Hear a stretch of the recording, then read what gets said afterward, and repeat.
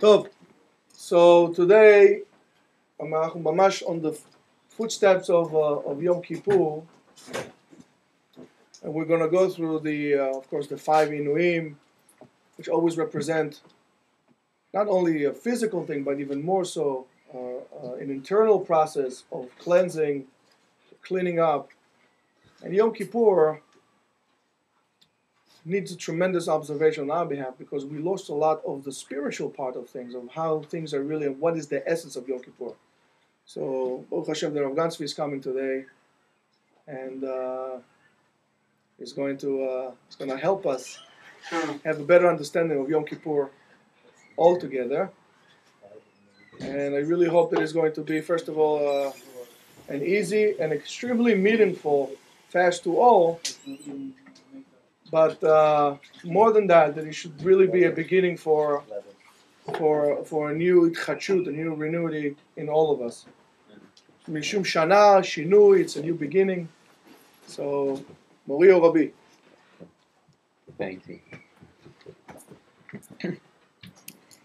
I wanted to speak about today about the essence of Yom Kippur. The Medrash says like this. The Medrash says, Yom Yatzuru v'lo echad mehem. Hashem created days. He created time. And from the days, one day is His. Loi, it says, it's written Loi, meaning with Aleph, but we can pronounce it with a Vav. Loi echad mehem. There's one day a year that belongs to Him, that's His, which is Yom Kippur. Which meaning that Yom Kippur was put into the creation of the world a day of Yom Kippur. Now, why was it needed? We understand it, but how does it work? And I want to start. There's a famous Gemara. The Gemara brings Shavuos. It's a Gemara in Chulin also. That every month we bring on the Musaf, Yom Kippur we also bring. We'll speak about the Musaf Yom Kippur, which was the Sor L'Chatas and the Sor L'Azazel, the scapegoat. We'll speak about what the scapegoat, what was the significance of it. But every month there was also brought a Sor Reish Chodesh. And in the pasuk that says the Sor Reish Chodesh is like this. The Gemara says like this. It says Chatos L'Hashem. You're bringing a sin offering L'Hashem, for Hashem, for God. Like saying somehow that God needs the korban, He needs the offering for something that He did. So the Gemara says, Amar Kadosh Baruch Hu, so ezeh yehi kapara alai, al shemi'ati yaseyareach. Yeah? I need atonement. I need forgiveness because I made the moon smaller than the sun. Now the Gemara explains this in Chulin. What happened? That when Hashem made the world, it says Hashnei ma'oros hagedolim. He made the two large ma'oros that give light. Yeah, the two that give light. And it says, and then it says Hamor hagodol m'shelos bayoim. It's Hamor hakotel m'shelos balayla. First, they're both large; they were equal size, and then it says that one was larger than the other. What happened? What happened was that the moon was the same size as the sun, and the moon came over to Hashem, and He told him, "Listen, Ein shnei malachim mishtamshim b'keser echad. We are both made to rule over the time, right? L'memshelas hayoim, l'memshelas halayla. This is the same kingdom we have. You cannot have two kings both using the same crown." So Hashem said, "Okay, so make yourself smaller." Who said, "Make yourself smaller"? Okay. If you can't have both, okay, so some will remain. Some wasn't complaining. You're the one that's complaining. Make yourself small. So the Gemara says, so the moon complained because I said something that makes sense. I mean, what I said makes sense, and because of that, I'm the one who has to be punished. So Hashem gave him. The Gemara says that He gave him stars. I'll give you. You won't be by yourself. You'll have stars with you. The moon, the sun is only by himself. You have stars. The Gemara says a couple, and the moon was not satisfied.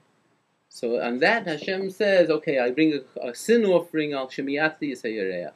And really that's the reason why we make Kiddush Levana every month. We make Kiddush Levana every month. We ask that it should go back to the way it was before. That the moon should be large again, and like us, that we will also be renewed like this, like the moon, and we will also give Shevach to Hashem.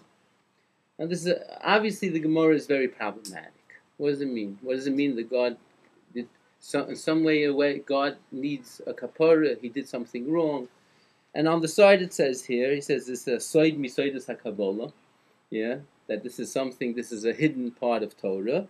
You cannot understand it the way it is. So we're talking about a part of this Gemara really belongs to Kabbalah, to the hidden part of Torah. However, the Tosis Yontif wrote a sefer on this Gemara, and he says even though if the Gemara brings it down, there must be some way that we can understand it according to our understanding. And therefore he was able. So therefore, I'm also going to take the opportunity. And I'll take that if the Tosis Yontif said we can try to understand it, maybe we'll try to understand it in another way. And I think what the Gemara means is like this: God created the world. When He created the world, He could have created it any way He wanted. Right? He created it in the fashion. He created in the fashion that He gave a sense of rulership to the sun and to the moon. He didn't have to give at all a memshola. Let me give you for instance, if I give you a marshal, what happens if I have a soldier and I have two soldiers doing the same watch, right? One does it from 6 to 6, the other one does it from 6 to 6, right? Is there a question of ein shnei malachim mishtamshim b'keser echad? Of course not. Because they're both working and that's it. Your job is this time. Your job. We both filled it on different time slots. Hashem made the world, and He said in the Torah it says lim shel b'yom v'layla. I'm giving the sun and the moon sort of a rulership, a kingdom over the time of the day and the night. And because He gave them the kingdom over the day and the night, therefore the moon came with a complaint. You can have two kings on the same piece of property, on the same thing that we're ruling. If we're ruling over the time, we can't have two kings. But that's according to the way Hashem created the world. Now, if Hashem would have created the world in a way that Hashem's rulership over the world would have been manifest, and it would have been open, and everyone would see that Hashem is the ruler of the world, then the moon wouldn't be the ruler, and the sun wouldn't be the ruler. And then there would be no problem of the moon and the sun being the same. But Hashem created the world in a way that He's hidden. And He made it and He made the world in a way that we should see as if the sun is the ruler over the day and the moon is the ruler over the night. And therefore we have a problem of ein shnei malachim mishtamshim b'keser echad. And that means Hashem made the world in a way that which is hidden, where we don't see His glory, we don't see His kingdom manifest, and therefore the moon is able to. And therefore, since we don't see it, there's questions, and because there's questions, there could be problems, and there could be a problem of ein shnei malachim mishtamshim b'keser echad. In a way, Kaviyachol, He did not make the world in a complete fashion.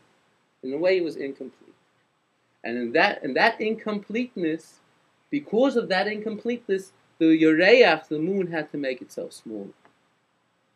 On that, Hashem brings a chatos. Chatos itself, the word chatos meaning chesaron, something missing, not complete, incompleteness. Chatos is proving that it means this world is not complete, and because the world is not complete, therefore, there's a place for sin in the world. Because if the world would have been complete, if Hashem would have made the world in a complete fashion, there would be no place for sin. On that we need a sin offering.